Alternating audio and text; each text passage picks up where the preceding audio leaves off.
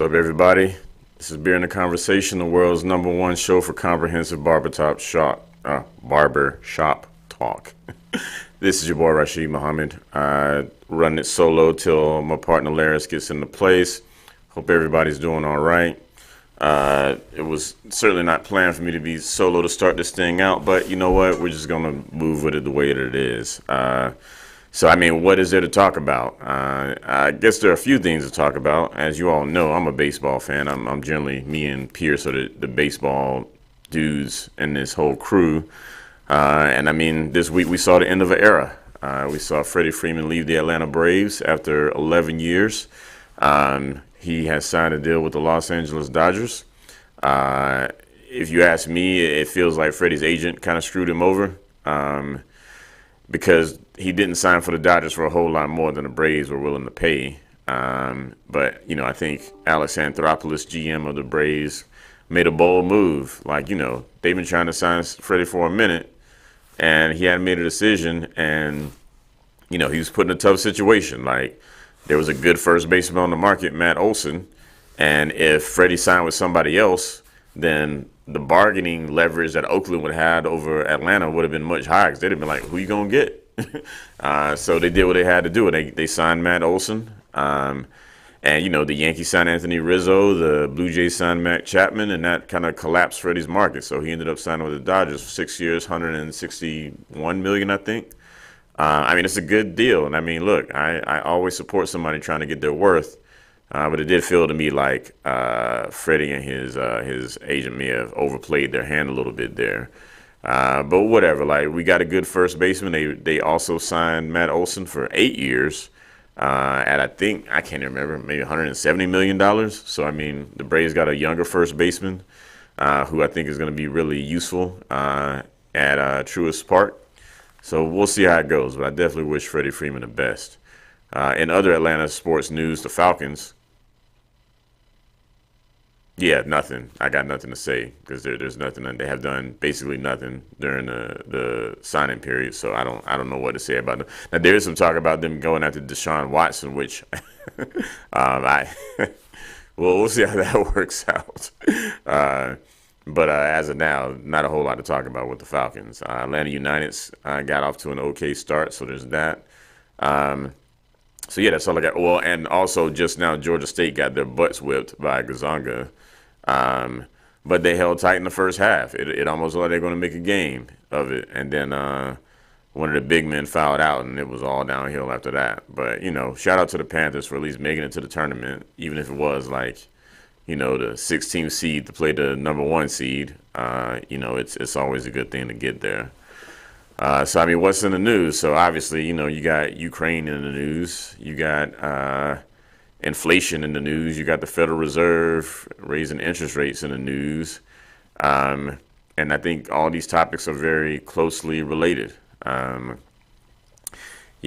what's going on in Ukraine is not a good look. Though I do think that there's a lot to be said for what has led up to this situation. And I have to say I'm just very disappointed in the media. And it's funny because I used to be a big defender of the media because it's hard. Reporting is hard.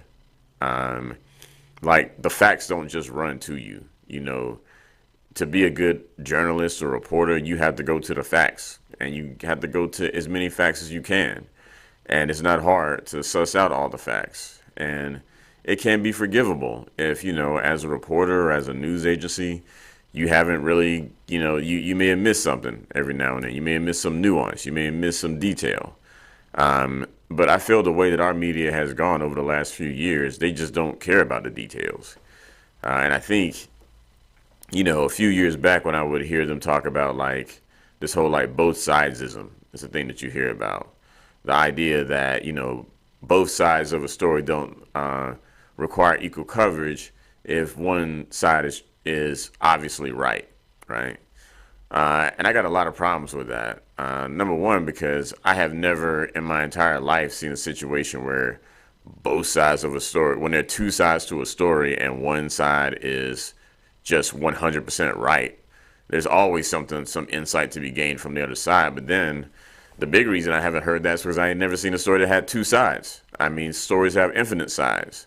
And so the idea that you're going to create this false dichotomy and make it sound like you're having to choose between two sides, when in actuality, reality is way more complicated than that. And these are the same people that will tell you to stop thinking in a non-binary manner on a whole lot of other things, but they think very binarily when it comes to the news. And it's unfortunate because, it's obvious, particularly, as we've dealt with elections and COVID and that sort of stuff. It's just been obvious whose side they're on.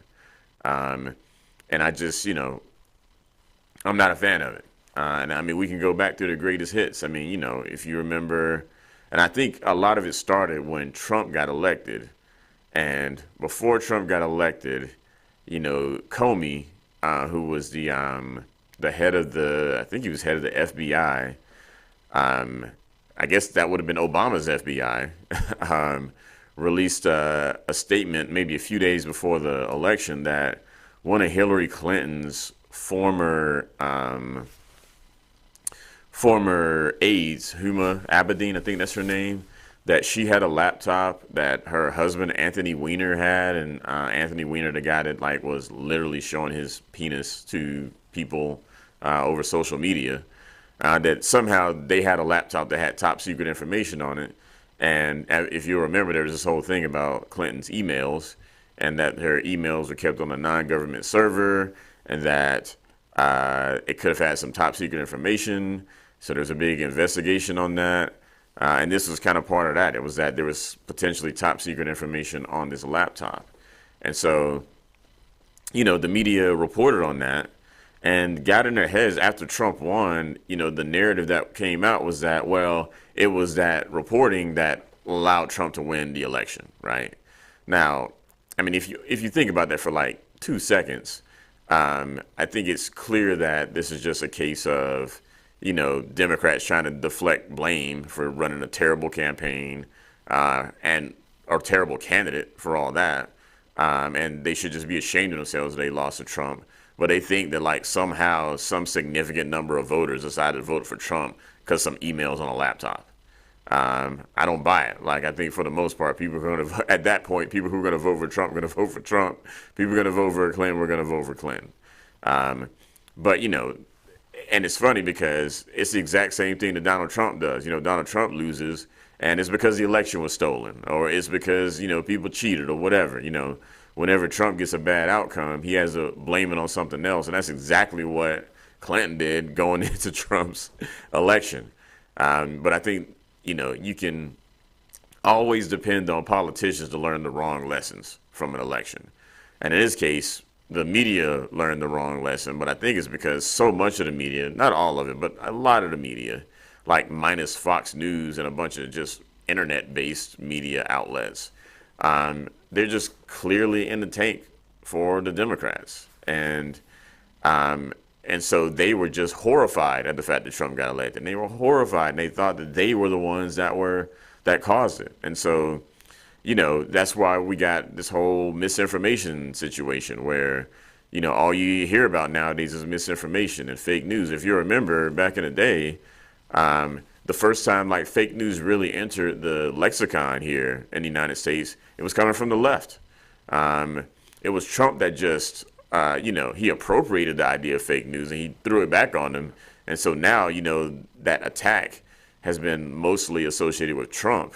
But in actuality, it was the left that created a whole fake news thing because, there's this idea that the Russians had bought these Facebook ads and that these Facebook ads had influenced, the election, and that Russia was trying to, tilt the election for Trump. And there are a lot of problems with that way of thinking. Number one, I think the most obvious problem with it is that the United States has been doing that since at least the mid-'50s, so I'll say this. Maybe in the mid-'50s, we weren't trying to overturn elections. We were just trying to, sponsor coups in order to overturn democratically elected leaders. But between then and now, you best believe we have screwed with a few elections. And you best believe we screwed with a few Russian elections. And so the idea that somehow this is just some sort of just massive breach of international etiquette either says that you are just completely ignorant of history or you're being disingenuous. I'll give the benefit of the doubt and just assume that these folks are ignorant of history. But given that so much of the news or the people that make up the news media are graduates from Ivy League, colleges and elite institutions, I'm giving a whole lot of benefit of the doubt there. But it's just important to understand that, a lot of these things have really structured the way that we see things now. So, for example, right before the last election, the New York Post had broken a story about how Joe Biden's son, Hunter Biden, had left a laptop at a computer repair store in Delaware, and that Rudy Giuliani had gotten hold of that laptop, and that in the laptop are all these messages that were, depending on how you read it, potentially incriminating around dealings between Hunter Biden, Joe Biden's son, and Ukraine. And so, when that story first broke, you go look it up. Like, everything you saw in the media was that, so CNN, I remember, put out this story saying that they interviewed all these national security people who had written some letter saying that this has all the markings of a Russian disinformation campaign. So number one, you are interviewing the people who are masters of disinformation. All right. It's funny because, what's happened now with the internet is that anybody can put out disinformation, but the United States has had a monopoly on disinformation for a long time. We would just we being the U.S., would just go over and set up some radio antennas on the border of a country and then just pump propaganda in on the radio waves. But of course, it took capital to do that. Not everybody could do that. And it would be very hard to do that in the U.S. But now that we have the internet, it's been democratized. And so all of a sudden, it's just some sort of cardinal sin. So, it really depends on how you look at the world. If you look at the world as a place where there are good guys and bad guys, and that, the United States represents the good guys, okay, you can do that. But another way to look at the world is that you have a whole bunch of state actors that are trying to defend what they perceive as their interests. And so it's not so much about good versus evil, it's interest versus interest, and interests can change. And it's certainly in our interest, the United States interest again, to, not necessarily have democracies in a lot of countries, say in North Africa and even in Central Asia, proximate to Ukraine. And that's simply because, democracies are unpredictable. Look at our democracy. Look at how, every time the presidency changes hands, now there's this whole, flurry of executive orders that happens at the beginning of the term because, the president is coming in and just unilaterally undoing a lot of things that the last president has done and then doing their own stuff. And so if you're a country that is trying to do business with the United States, so just take the Paris Accords, right? Which was the whole idea of kind of self-regulating for climate change. Well, Obama signed on to the Paris Accords, and but he, I think, knowing that it wouldn't get passed, didn't get the treaty. I can't remember if it was exactly a treaty, but the Congress did not ratify the agreement. He basically, kind of unilaterally got us into that. And, the Democrats clearly thought they were going to win that election. They clearly thought that they could beat Donald Trump. And I mean, I don't think that's an unreasonable assumption. They should have beaten Donald Trump. And they should be ashamed of themselves of the fact that they didn't beat Donald Trump. But then, they lose that election and Donald Trump comes in, he just completely wipes that stuff away. So think about it. But if you're on the other side of the Paris Accords, if you're, one of these other signatories, and the United States is one of the most consequential emitter of carbon in the world, they had, at least ostensibly agreed to this, and then all of a sudden they haven't, right? But that's the thing with democracy. And that's the thing with the United States is that, the United States is predictably unpredictable, which is to say that, the chances are usually when a president wins the White House and their party owns Congress, 2 years after that, they lose Congress. That is a pattern that has existed for many years in American elections. So, a lot of Republicans are really giddy about the fact that it looks like they're going to take back Congress in the midterms. But I mean, that's what's expected. Now, it could be that the margins are much higher than they would normally be, but it is a just fact of American political life, at least on a national level, that this happens. And so, but what that means is that there's just not a lot of stability there. But then again, there sort of is. So you think about it. You think about how when Obama was president, you had this flurry of corporate inversions. So corporate inversions were a phenomenon where you have a company that was headquartered in the United States, like Burger King. I think this happened with Burger King. They will buy a company in another country that has a lower tax rate, and then they will move their headquarters to that country in order to decrease their tax burden. That was happening a lot under Obama, and it wasn't necessarily Obama's fault. I don't think Obama necessarily raised corporate taxes or anything like that. Maybe he did, but I don't remember that. But for whatever reason, this strategy became very popular under Obama. And it became clear to Obama and the Democrats and the Republicans that our corporate tax rate just needed to be cut. I think it was like 35%. And no, most companies did not pay exactly 35%, but most companies don't pay the tax rates that are in these other countries either, because taxes are complicated. You've got write-offs, you've got all sorts of things that can make taxes less than what they might ostensibly seem to be. And so everybody agreed that corporate taxes needed to be cut.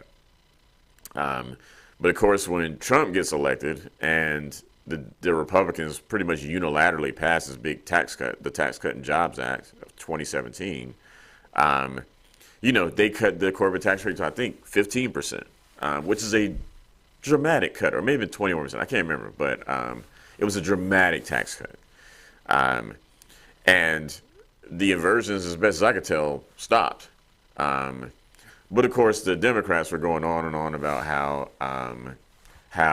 the tax cut was just too much. Then the Democrats get into power, and then they want to jack up taxes. They don't want to jack them all the way back up to where they were, but they want to jack up taxes so that they can pay for their whole Build Back Better plan. Of course, raising taxes only paid for a fraction of it, and most of the accounting was just pure fantasy. And if you ever just want to really understand how your politicians fleece you, understand how they go through the budgeting process for these bills, particularly how the CBO uses a 10-year horizon to project what the cost of something is going to be, and how what the politicians will do is they will have a plan only be temporary, so that the cost of that plan is only, say, like for 6 years. But then, like, as soon as they pass that bill, they'll come back and pass another bill that makes it permanent. And so that one program that's really expensive, that would have blown up the last bill in the face of the CBO, all of a sudden when they make it permanent, it actually costs us less money. It's total gimmickry and ridiculous. And, I think Joe Manchin and Christian Sinema actually did the Democrats a favor when they killed the whole Build Back Better plan and the voting rights thing too. And I'll get into the voting rights stuff later. But what I would just say is that, I talked about inflation. And inflation is a thing that we haven't seen in a while, the way that it is right now, where we're talking about, 7 or 8% over the course, year over year. That is significant. And it's significant because even though people's wages are rising now, because of a number of reasons, if your salary goes up 5%, but a year later things cost 7% more than they cost a year ago, then you lost money. And that's the issue with inflation, is that as things get more expensive, it erodes your income. And then when you think about people like seniors who are on Social Security or whatever retirement, who are not working and can't get a raise, then they are, really in a lot of trouble. And so, these are the reasons why inflation is a bad thing. And so we haven't really seen inflation like this since the 70s. And in order to combat that inflation, it took significant raising of interest rates. Um, and so, depending on what economic school of thought you're from, there's the monetarist school of thought, which was really, really influential with Republicans, probably right up until Trump. And Milton Friedman was probably the biggest economist from that school. And, his whole thing was that inflation is and has always been a byproduct of monetary policy. And so, if you look at the way that our country has dealt with crises, particularly over the last 20, 25 years, what you'll see is that, so if you remember 9/11, so 9/11 caused an economic downturn. So at 9/11, there are a few things going on there. There's the dot-com bust, which happened around, late 2000, which was already causing the economy, the big bubble in the stock market. That was all these tech firms. And if you remember back in those days, if you're around back in those days, you would have these companies that could not make money to save their lives, but their stocks were trading at just insanely high valuations. And the whole idea back then in the media was that we're in a new economy. We're in an economy where it doesn't matter if you're making money. It only matters if you're gaining market share. Maybe you'll make money later. Who knows? But invest in these stocks.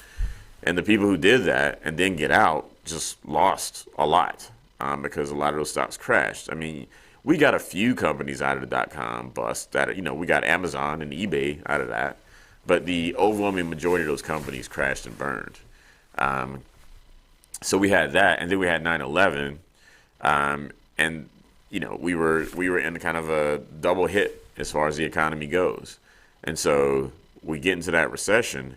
And so the way that the government responds, they generally respond in a couple of ways. One way is what Milton Friedman used to call a helicopter drop, which is just to give people money. And so we got $300 stimulus checks.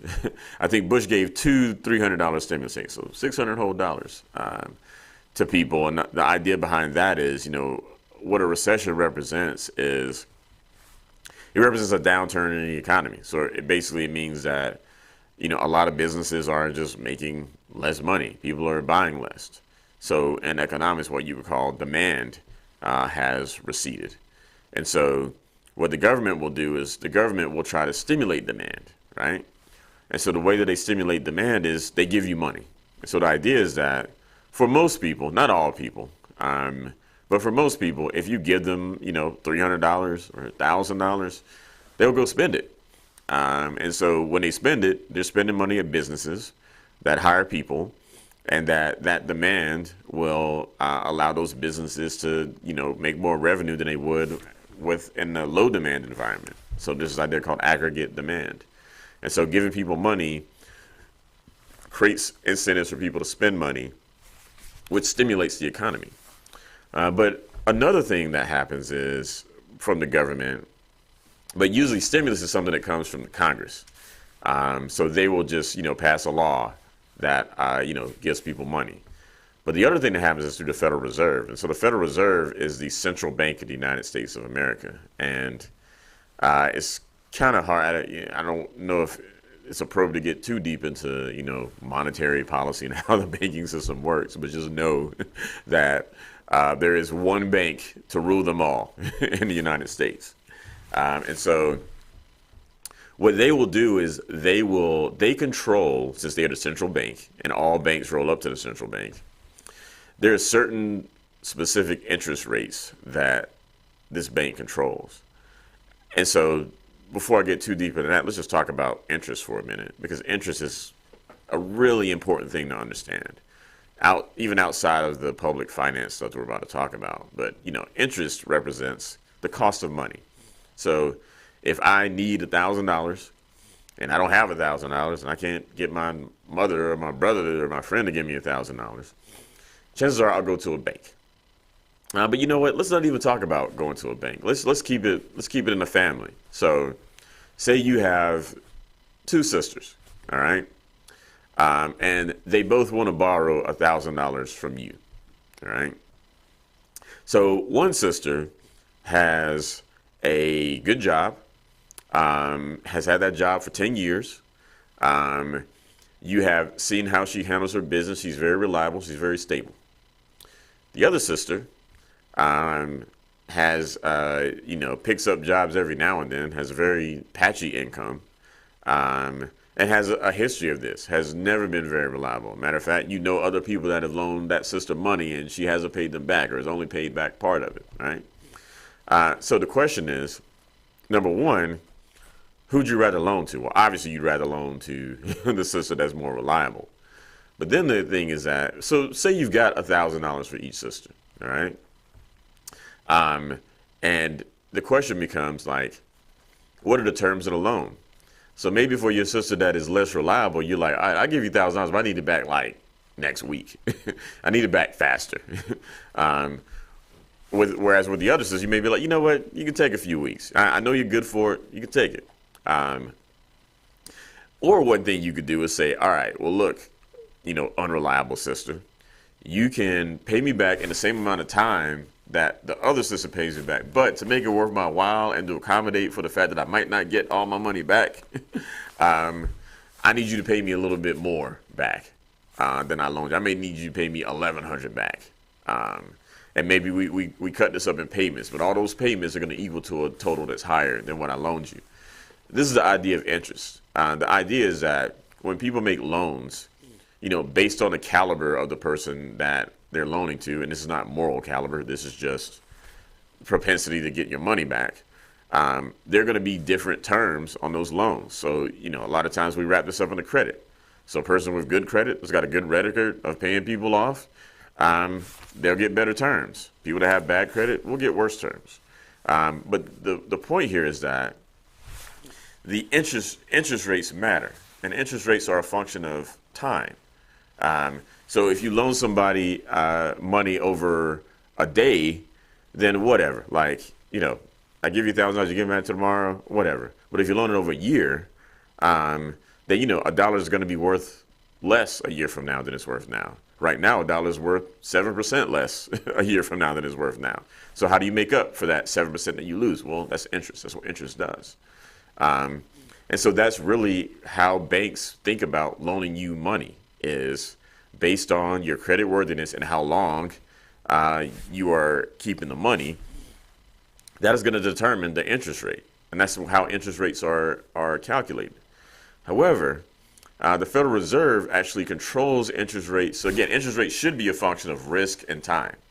But the Federal Reserve actually controls interest rates that determine the rates that banks can use in order to loan each other money, right? And so while that rate should be determined by what we talked about, like creditworthiness and time, they're actually, at least in theory, controlled by the Federal Reserve. And so what the Federal Reserve will do is they will lower those rates so that the cost of money goes down. And so if the cost of money goes down, that creates incentives to loan more money. Because if an interest rate is 10% and a bank is loaning money, then for every dollar the bank loans, they're getting 10%. But if interest rates are 1% and the banks are loaning out money, they only get 1% back. So if there's only 1%, they're in theory incentivized to loan out more money, right? And also on the other side, if you are a creditworthy person, and so maybe you're thinking about buying a house next year, but interest rates are 5%. Well, if interest rates are all of a sudden 1%, well, maybe you buy it this year, or maybe you buy a car this year, or maybe, your credit card interest rate goes down. Maybe you buy more stuff on your credit card. So that's another way that that interest rates are used to kind of stimulate, low interest rates are used to stimulate consumption or stimulate demand.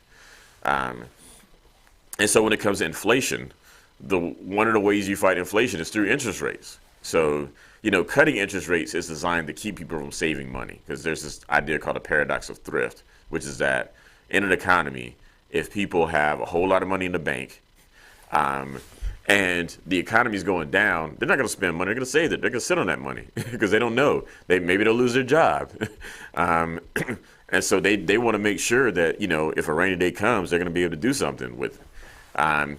But again, like keeping money in the bank, one of the ideas behind that is that you're able to get interest on money in the bank. But if you're not able to get any interest on money in the bank and the rate of inflation is higher than that interest rate, then that incentivizes you to maybe invest it in a stock or invest it in something that is going to give you more return on investment. And usually that investment is in the form of some kind of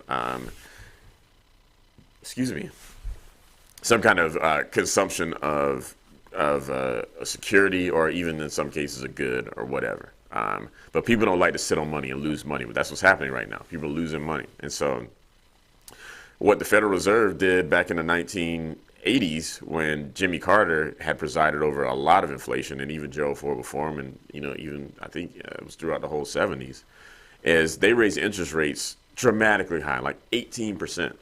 Now just think about that for a minute. So right now, a home mortgage is something like, I don't know, a 15-year mortgage. I know they're going up right now for reasons that I just talked about. But I mean, not long ago, you get a 15-year home mortgage for like 2.5%. And you could get like a 30-year for like, 3.8%, right? But think about if those interest rates are like 10%. Like in the 1980s or early 80s, interest rates were like 18%, an 18% interest rate on your house, which is insane. And there's another side of that, which is that if interest rates go up, so if I'm buying a house and the house costs $400,000, and I'm used to like paying for that house with a loan that's going to cost 4%, and now all of a sudden that loan costs 15%, well, that's going to put a drag on demand. And so that's like the inflation spiral, right? Is that like the only way to beat inflation is to raise interest rates, because it lowers demand, right? It lowers demand a few ways. Number one, it encourages people to save, because if interest rates go up, people will keep money in the bank. And the thing about inflation, they call inflation like too many dollars chasing too many goods. So it basically means, we talk about inflation now in terms of like COVID and supply chains and things like that. And there are some supply chain issues that are a function of COVID. But also, when the feds, spend $4 trillion over the course of the last year and a half, that's a whole lot of money that's injected into the system. And it was injected into the system through PPP and through $1,000 stimulus checks and through unemployment subsidization. All that money makes its way into the system. That creates a lot of demand. But COVID, the whole phenomenon of COVID, where people who were producing goods were laid off, means that supply was going down. So you're in an environment where the supply of goods goes down and the amount of money goes up. That is as pure a recipe for inflation as you can imagine. And so like the question is like, how do you decrease that demand? Or how do you increase that supply? Well, unfortunately, since we're in a global market and a lot of the supply issues are around global supply chains that are in other countries that we don't control, there's not a whole lot we can do in order to increase supply. And so, decreasing demand is probably going to be the way that we get out of this thing. And so that either happens by increasing taxes, which means you're just taking more people's money, or it means you increase interest rates, which just disincentivizes people to spend. And when demand goes down, even if supply stays down, when demand goes down, then prices will go down. And that's where we are right now. But of course, if you raise interest rates and you decrease demand, then things like housing prices go down. Also, companies are making less money, which means that they're going to start laying people off. So a big increase in interest rates basically means you create a recession. And that's what happened in 1981 is Ronald Reagan and Paul Volcker, who was the chair of the Fed, dramatically increased interest rates. And it created a recession worse than the recession we got out of 10 years ago. They call it the Great Recession. I don't know why they call it that, because, again, it was not as bad as the one in 1981. But it was different. The one in 1981 was kind of self-imposed. And we went through that recession in order to get our economy right and to burn all that interest out. So extremely high interest rates dramatically decreased demand, and it dramatically decreased the size of the economy. And it was very painful. And if you remember how painful the Great Recession was, just imagine something even worse than that. And that's where we are. Like we're in a similar place. And it's also worth noting that even though the inflation rate is 7%, Is Laris ever going to show up? Even though the inflation rate is 7%, you also have to understand that we don't actually count inflation now like we counted it back in 1980. There are a lot of things we don't count anymore that we used to count back then. So if we counted it like it was in 1980, it'd be even higher than it currently is. Um, so I mean, it's going to be rough, and because of all the money we spent on wars and all the money we spent on stimulus and COVID and all these plans that were like rife with fraud, but they just were throwing money out, and just wasn't even thinking about it. Those dollars count. Like those dollars, are out there, um, and so it's going to be rough. But don't let anybody tell you that the main reason or the only reason for inflation is supply chains. That is definitely part of it, but the enormous amount of money that's been put into the economy that's created a whole lot of demand that wouldn't ordinarily be there.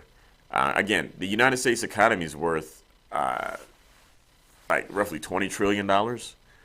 You print $4 trillion over 2 years.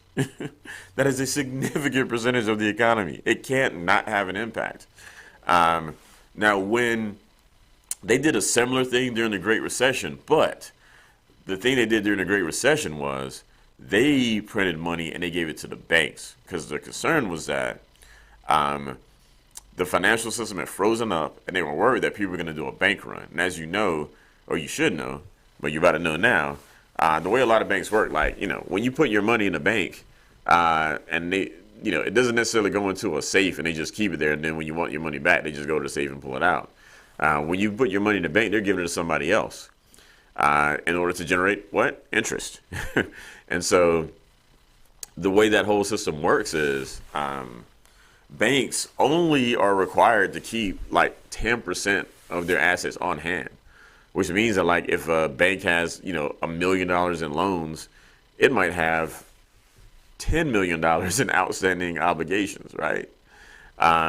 Or sorry, no, it might have $10 million in loans, but only has like $1 million on hand, which means that if everybody that has an account just wants to get their money out, the bank is not going to be able to do anything because that's not how banking works. Well, the Federal Reserve printed trillions of dollars and just gave it to the banks in order to, deal with the bank run, but also to kind of incentivize these banks to loan money out.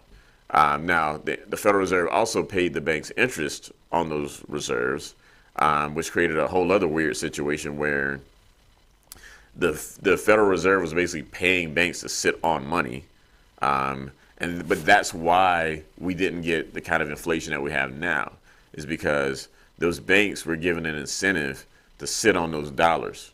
But now there hasn't been, now that the money hasn't gone through the banking system, it's gone directly to the people through all these federal programs. You didn't have that check.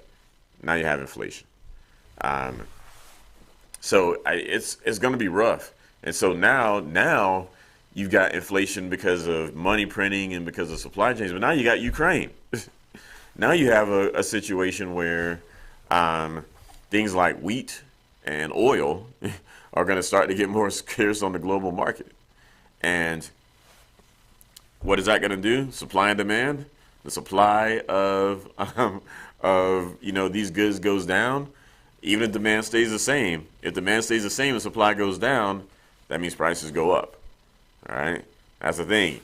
If you have supply and demand are these key ideas we have to understand is that in aggregate, or just think of yourself as an individual. There are things that you want. Maybe you want a PlayStation 5. Well, guess what? There ain't a whole lot of PlayStation 5s out there because of chip shortages and whatnot. And so in order to get a PlayStation 5, you got to like camp out in front of Best Buy or whatever. And that might not be worth your time to do that. So if you want a PlayStation 5 now, what you do is you have to go on eBay and buy one for like $800 instead of $500 that it normally goes for. That's because supply is low. Supply is low and demand is high. When millions of PlayStations start coming and you can easily go to Target to buy one, then people on eBay are not going to be able to sell them at those prices, right? Or if all of a sudden everybody just decides to get an Xbox and nobody wants a PlayStation 5 anymore, so nobody's buying them, and all of a sudden they're staying on the shelves, then a lot of retailers might start cutting the prices just to get you to buy them.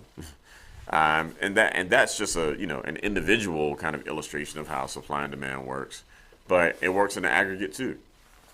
Like wheat, we need wheat to make all kinds of things you wouldn't even matter, or things you wouldn't even imagine. And so when the supply of wheat goes down but our demand stays the same, wheat prices go up, and that's inflation. So again, inflation is not always a function of just of the feds putting money into the system. It can be a function of actual supply chain stuff, and I think it's fair to say that what's happening in Ukraine is a supply chain disruption. It's also worth noting that Russia provides a lot of wheat to the global market as well, and with the way that all these sanctions are hitting Russia, they're not going to be as incentivized to put wheat out on the market as they might have otherwise been. And I think, for me, that's like one of the big issues I have with kind of how this whole kind of Russia pile on has been happening. I think it's clear that, Putin has behaved in a way that we should not tolerate. But, the question is, it's funny, if you remember back during 9/11, one of the things that Osama bin Laden said was that that killing American civilians was fair in a democracy because in a democracy the people elect their leaders, and if their leaders decide to go bomb a country, then holding the people to account, like killing the people or whatever, that the people are fair game. Now, I mean, I think there's an easy issue with that, which is that like not all people vote for those leaders, right? um, like if I didn't vote for George W. Bush to go over to Iraq, do I deserve to get killed?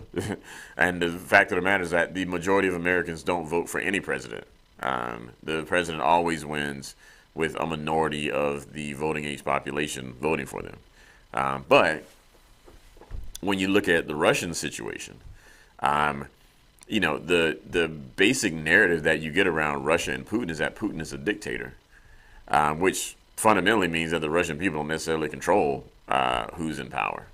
But every American company is just like boycotting Russia, pulling out of Russia. They're putting all these sanctions on Russia, not just Putin and not just all of his rich friends, but on all Russians. And all Russians are not, I mean, unless they're trying to create some sort of revolution, which I think is pretty unlikely in Russia. I don't really know what the point here is, except to like make the Russians, I don't know. It feels to me like it would make Russians more sympathetic to Putin. If you just completely destroyed their way of life and you destroy the ruble, you destroy their economy. I don't know how that actually impacts what happens in Ukraine, because the Russians will take over Ukraine unless the Ukrainian prime minister or president, I can't remember, Zelensky or whatever his name is, unless they come to terms with Putin, like there's no winning this war, at least at this stage. And it's funny because I heard Hillary Clinton, and she ought to be ashamed of herself. I heard Hillary Clinton talking about the Mujahideen in Afghanistan. So if you don't know what that is, so back in 1980, Russia invaded Afghanistan. And obviously, just like with any invasion of a country, not everybody was on board with this new country coming in. And so the Mujahideen were kind of they represented most of the people that were kind of fighting against Russia. And during that war, the United States, fairly late in that war, provided a whole lot of help to the Mujahideen. And the whole idea was to create like a Vietnam for Russia. So like in Vietnam, the American army kind of went in and we just got like bogged down for years and years and just took a lot of casualties and eventually pulled out and didn't win. The North Vietnam basically took over the South. And so the idea was to make that, have that sort of like embarrassing outcome for Russia. And I think it's fair to say that that's what happened. And so the Mujahideen were very much outgunned. But they were able to repel the Russians, just like they repelled the United States. Like they repelled us because, number one, the Afghan people are just not used to like living in luxury, and so like there's not a whole lot to lose out there. And then there's this rough terrain, and there are a lot of things that make that region very difficult for an external force to come in and dominate. And plus, any kind of guerrilla war, just like the American Revolution was a guerrilla war. Some people call it the first guerrilla war, where you fight asymmetrically, which is to say that like you don't have the kind of trained soldiers and chain of command that the army that you're up against faces, but you have a home field advantage. And so instead of big coordinated attacks, you can have small, just kind of stick and move attacks, and you can wear down their morale, and you can wait them out. And any invasion is going to require, supply lines. It's going to require those armies to be replenished with more ammo and food and people and equipment. And that's hard when you're an invading force because you got to keep those supply lines open, and over time, that gets harder and harder. So Clinton was talking about had the audacity. Now she put some qualifications in there. Had the audacity to just even like bring up Afghanistan in the context of Ukraine. I guess with the idea that like the Ukrainians could come out on top in the long run, but I mean, they don't have the terrain that Afghanistan has. They have way more to lose, and they're right on the Russian border, which means that supply lines are not a problem, or they're much less a problem, and the Belarusian border. So I just, this whole idea of just like arming Ukrainians just so they can like fight the Russians when the Russians have a dramatically larger army, and they can't possibly win, to me just feels like setting a whole bunch of Ukrainians up to die unnecessarily. But that's just my take on it, and it's not a unique take. So anyway, I do have an issue with just how the narrative around Ukraine has been just so one-sided. It's been so focused on, again, there's a very base narrative. So, Putin's whole thing, Putin's been saying for a long time that he's not been a fan of NATO expanding. There's this whole conversation about whether NATO made a promise to Russia not to expand. I guess my thing is that, certainly in 1989 when the Berlin Wall fell and there were these negotiations between NATO and the Soviet Union, or the former Soviet Union, if the Russians said, hey, we don't really want NATO encroaching on our borders, even if NATO said no, we will continue to expand, Russia clearly didn't say, okay, expand. So, I mean, there definitely has to be, it can't be unreasonable to expect Russia to react some kind of way to this sort of expansion. Also, our Deputy Secretary of State last year did say that we support the Ukraine entering NATO. NATO is an organization that was created to suppress, the Warsaw Pact countries, particularly Russia. So, I mean, this idea that like Putin is acting in a way that is just completely unprovoked, unreasonable, and they try to undercut the idea that NATO expansion means nothing there. And look, that might not be the only reason. Clearly Putin has some feelings about like, the historical connections between Russia and, at least part of the Ukrainian territory. But the problem is that this is complicated, and I don't know that there's been a whole lot of nuance here. So anyway, I'll just leave it at that, and maybe I've gone way too far in even saying that. But I think that I'm not a big fan. Certainly to the extent that like the Ukrainian people can be sheltered from harm, that Ukrainian refugees can be taken in, and hopefully the whole situation blows over quickly. Those folks are definitely in my prayers.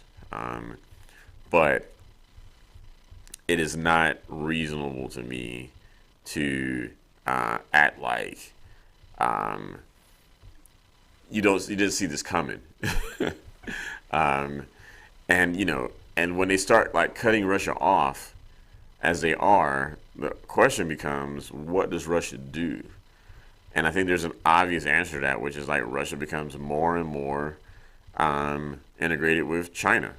Um, and, you know, I think that's something that, so China has been doing this whole Belt and Road initiative where they've been, sponsoring development in a lot of energy rich countries so that they can continue to bring in resources. I mean, you think America is a big hog of resources. China's got 4 times the American population.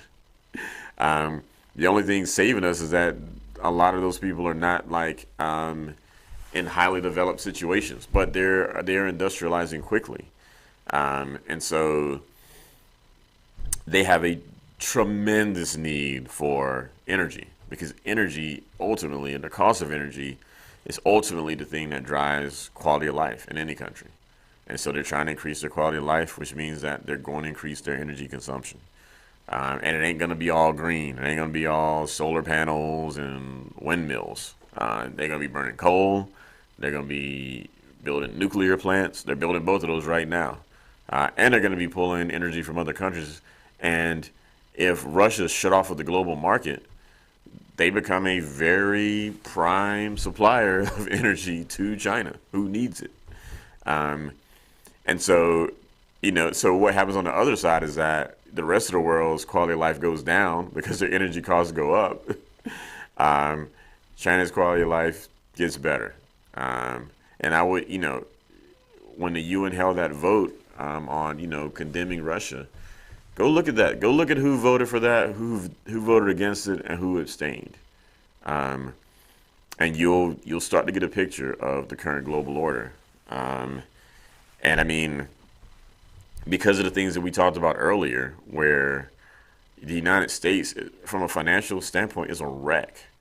And the only way it's going to even start to recover is going to be to go through a lot of pain, to like get this inflation out of the system and get all these overvalued assets out of the system, get this debt taken care of. And I don't think that we're going to actually do that. I think that we're going to drive our financial situation into the ground. And the thing is that the United States economy and the United States position in the world is largely backed up by this very esoteric reality, which is that the US dollar is the world global reserve currency. And that's the thing that doesn't sound like it's very important, but it's huge. Because, and there's a theory that the reason that we actually invaded Iraq in 2003 was not really because of weapons of mass destruction. It was because shortly before the invasion, Iraq started taking payments for oil in euros. And so the thing is that when demand for the dollar goes down, the United States power globally goes down. And so, Russia is talking about paying debts in rubles now, and not paying in dollars. And then this is the other thing is that, countries keep reserves of other currencies on their books. So Russia had reserves of dollars, which are basically like seized. So just think about that.